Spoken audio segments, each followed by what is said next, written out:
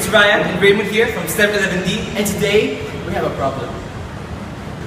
To start, the problem we have today isn't just some petty crossword puzzle, but a riddle.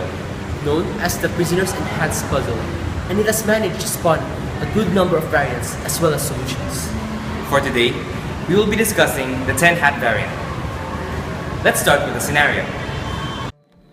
You're out and about one day to meet up with 9 of your fellow classmates for a project.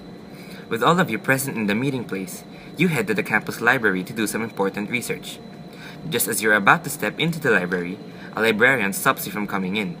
She says, "You people aren't allowed to come into the library today, because as of today, the library will be reserved for only highly logical and cooperative students in order to manage the noise and productivity of the people coming in." You see, this is a problem because we need to get that research done ASAP. And so you may ask, is there a way to prove that all of your group members are qualified to enter? There is, and the librarian says, In order to prove your claims, I'll be giving all of you a test. the librarian gives the following rules. All 10 of the participants will be placed in a single file line. All of you will be facing forward and will be lined up from tallest to shortest, so each of you will be able to see all the people in front of you. You will not be able to look behind you nor step out of the line. Each of you will have either a black hat or a white hat on your head, assigned randomly. There will be no mention of how many of each respective colored hat there is. When you are told to begin, each one of you must guess the color of your hat, starting with the person in the back and moving up the line.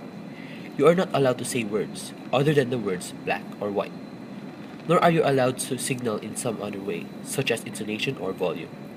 If at least 9 of you guess correctly, then you may all enter. Can any of you think of a solution that will demonstrate that you're all qualified?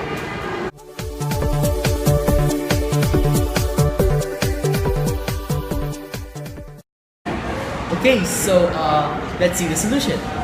The key is to use the words black and white to communicate coded information.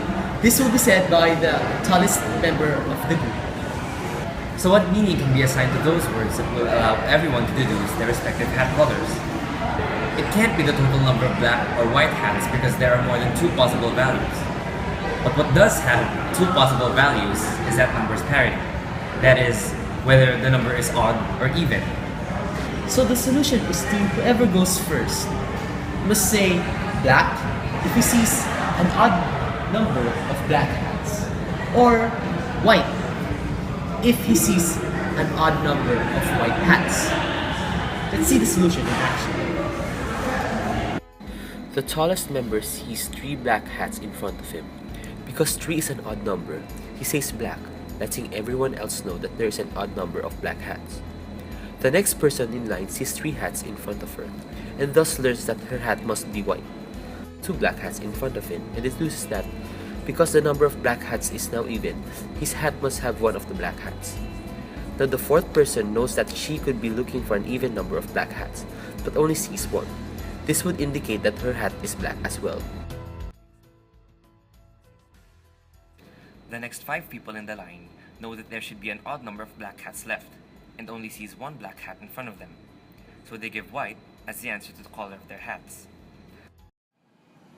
Lastly, the person in the front of the line has heard only 2 people say that their hats were black, but knows that the total number of hats should be an odd number. He then realizes that his hat must be the 3rd black hat.